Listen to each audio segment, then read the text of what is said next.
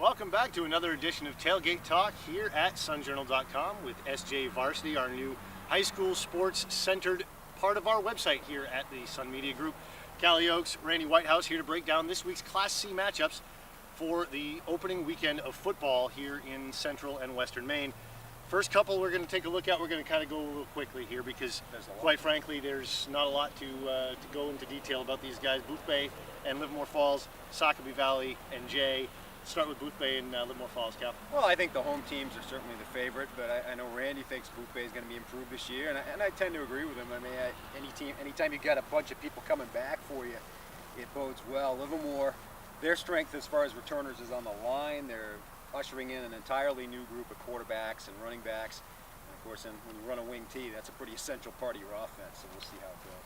Yeah, Boothbay is installing an all-new offense. They have eliminated the double wing. I think they had to change the town charter to do that. That's about all they've ever done there. But like Cal said, they basically got just about everybody back. I think they'll be more competitive. I think there may be a new breath of fresh air in the program, and Livermore Falls is probably trying to search for its identity a little bit early on too.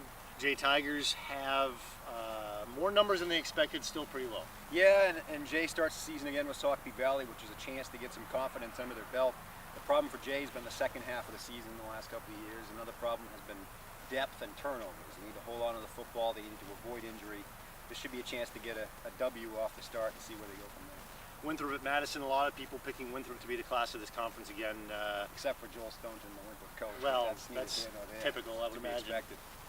As far as that matchup, Randy, anything key here, or is Winthrop-Madison going to be a typical Winthrop-Madison matchup? I think it's going to be pretty much a typical Winthrop-Madison matchup.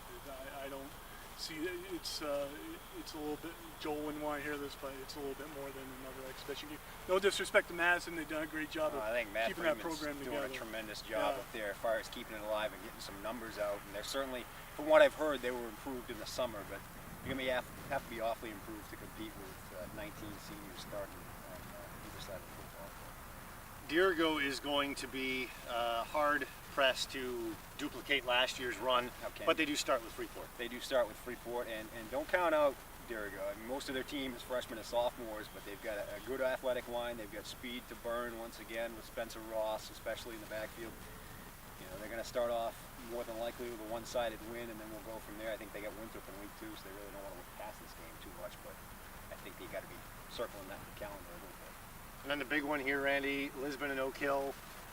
If it's anything like it is out here right now, it's going to be hot and steamy down a little bit tropical, dare we say, at Lisbon High School, and that's always in Lisbon's favor. But when you're playing somebody that's also used to playing afternoon games outdoors in the sun, maybe not so much. Yeah, a great matchup. I mean, two teams. It's almost too bad they're not in the same division because they might be battling out for division supremacy. Lisbon has Toby Harrington back and Luke Karen back at quarterback. Harrington play a little bit of everything in the backfield and split out a little bit. Two guys that got hurt during the season last year and really kind of undercut the Greyhound success last year, but the back this year in front of pretty experienced offensive line, and they should have a pretty explosive offense. As far as Oak Hill, they have Josh Allen back at tailback. May see a little time at fullback. One of the top running backs in Western C. They have a new quarterback in Cam Morin. That'll be a bit of an adjustment. They have some new kids up front. Take a little time for them to learn their protection schemes, but they're still going to be a tough team this year. I like the whole concept of a crossover game against basically your neighbor, which is what this is. And it's a big game for Lisbon just because their schedule in the Southern Division isn't going to be arguably as tough as the North. This crossover game is big for them. Great. Well, thank you very much, folks, for watching, and we'll see you out at the fields for Kalle Oaks and Randy Whitehouse, Justin Pelletier for SJ Varsity at sunjournal.com/SJ Varsity. Join us there.